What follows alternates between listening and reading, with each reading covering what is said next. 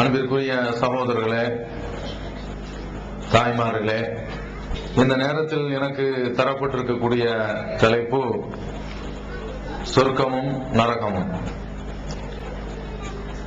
ஒவ்வொரு உலகத்தில் உள்ள ஒவ்வொரு முஸ்லிமும் தான் இறந்த பிறகு ஒரு உலகம் இருக்கிறது, அந்த உலகம் நிரந்தரமான உலகம், அந்த உலகத்தில் சுவனம் இருக்கிறது, நரகம் இருக்கிறது என்று ஒவ்வொரு முஸ்லிமான ஆணும் பெண்ணும் நம்பியிருக்கிறோம். அப்படி நம்பியவர்கள் தான் முஸ்லிம்கள். ஒருவர் அல்லாஹ் இருக்கிறான் என்று நம்புகிறார், மலக்குகள் இருக்கின்றார்கள் என்று நம்புகின்றார்கள், மறுமை உலகம், அந்த உலகத்தில் சொர்க்கமும் இல்ல நரகமும் இல்ல என்று இத்தனையும் நம்பிய பிறகு இதை அவர் நம்பவில்லை என்றால் அவர் ஒரு முஸ்லிமாக இருக்க முடியாது.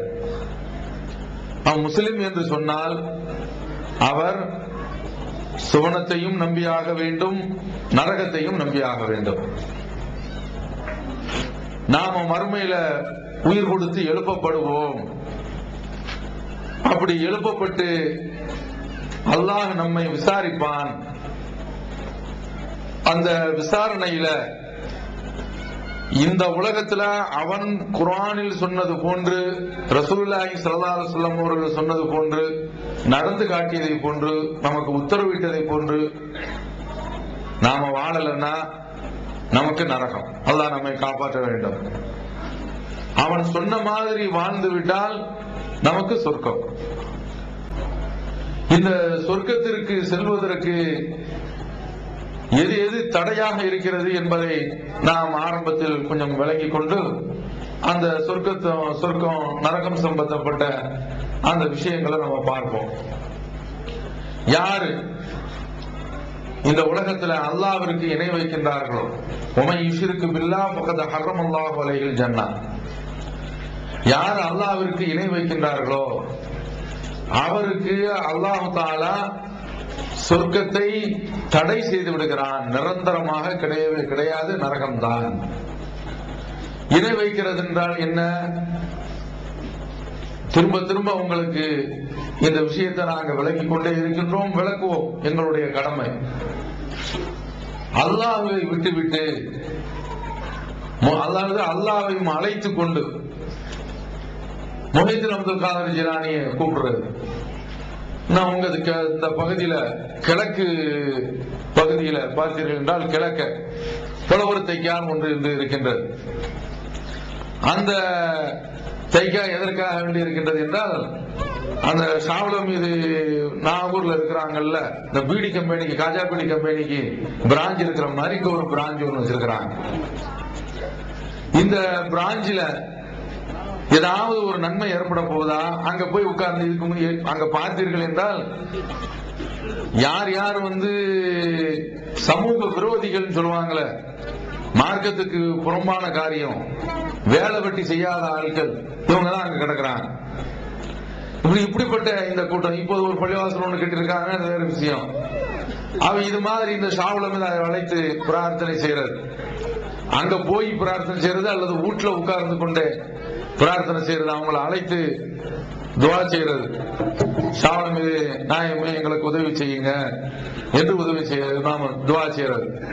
அல்லது பெண்கள் ஏதாவது எங்களுக்கு அவங்களுடைய அந்த நாட்டம் நிறைவேறும் போது நான் விளக்கேற்றி வைக்கிறேன், அங்க எல்லாம் இருட்டாவா கிடக்குது, கடந்த காலத்துல விளக்கேற்றினாங்க, இப்ப இந்த மாதிரி விளக்கேற்றி வைக்கிறது, அங்க போய் உண்டியல் போடுறது, அந்த உண்டியல் காசு எங்க போகுது? ஹக்குதாரர்கள் இருக்கிறானோ, அபக்குதாரர்கள் ஆகணும், அப்படியே சாப்பிட்டு கதையை முடிச்சு போயிருவானோ. வேற மற்றவங்க எல்லாம் உழைச்சி சாப்பிடுறான், இவன் உட்கார்ந்து சாப்பிடுறான். அப்ப இத மாதிரி இந்த உண்டியல்ல கொண்டு போய் காசு போடுறது, இதெல்லாம் வேஸ்ட். இதுக்கு நீங்க யாராவது ஒரு ஏழைக்கு நீங்க கொடுத்துட்டு போயிடலாம். அப்ப இத மாதிரி அந்த சாவலம் இதோ அல்லது வேறு எந்த வழி இல்லாதையோ அவங்களுக்காக வேண்டி நேர்ச்சி செய்யறது, அவங்களுக்காக வேண்டி நீங்க ஆடை அறுத்து மாடை அறுத்து குர்பானி கொடுக்கிறது, இதுவெல்லாம் அல்லாஹ்விற்கு இணை வைக்கக்கூடிய காரியம். எந்த ஒரு சோதனை வந்தாலும் அல்லாஹ்விடத்திலே கேட்க வேண்டும். எவ்வளவு கஷ்டம் இருக்கட்டும், எவ்வளவு துன்பம் இருக்கட்டும், எவ்வளவு வறுமை இருக்கட்டும், எல்லாவற்றிற்கும் நாம அல்லாஹ்விடத்தில் தான் உதவி தேட வேண்டும். இப்படி யாரு உதவி தேடுறாங்களோ, அல்லாஹ்ட்ட மட்டும் அழைச்சி அவனை மட்டும் கூப்பிட்டு துவா செய்யறாங்களோ, அவங்களுக்கு அல்லாஹ் தஆலா நாளைக்கு சொர்க்கத்தை கொடுக்குறான்.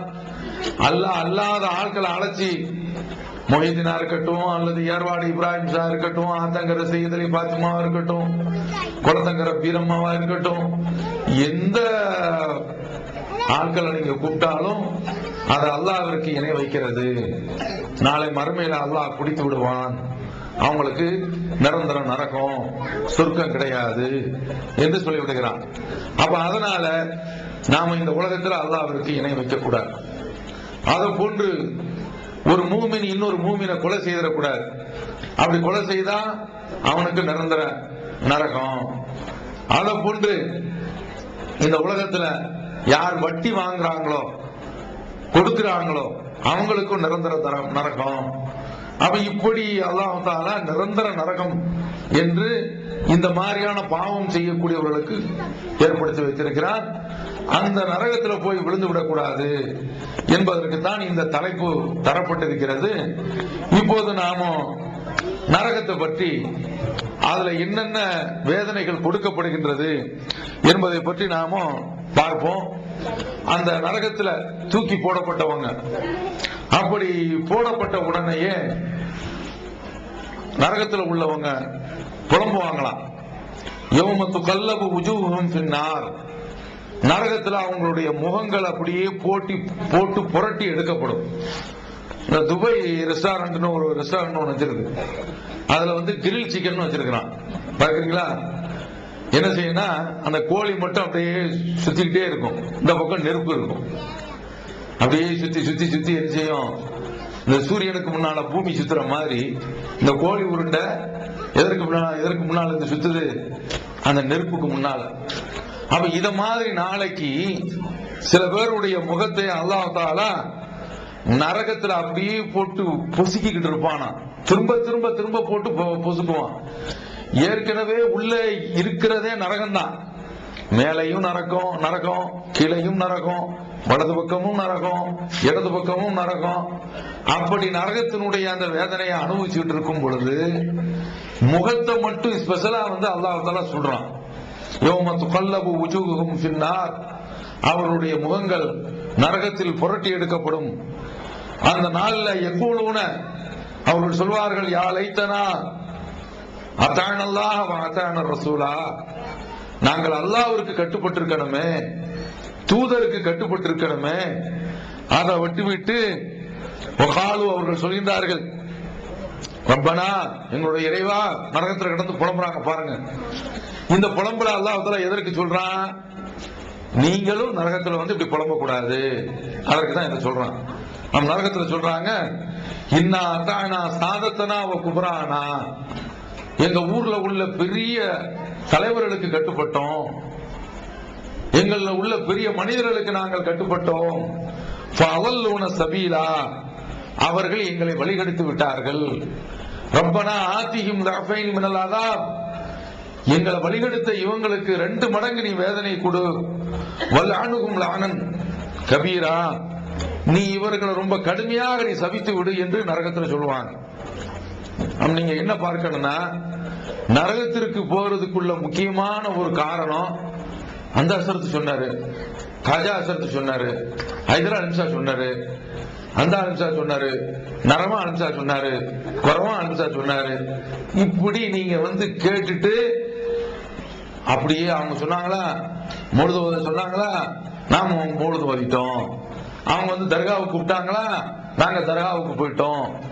இப்படி நீங்கள் போனீர்கள் என்றால் முதல்ல நரகத்தில் அவங்க தான் கிடப்பாங்க. யாரு? இந்த ஆலிம்சாக்கள் தான்.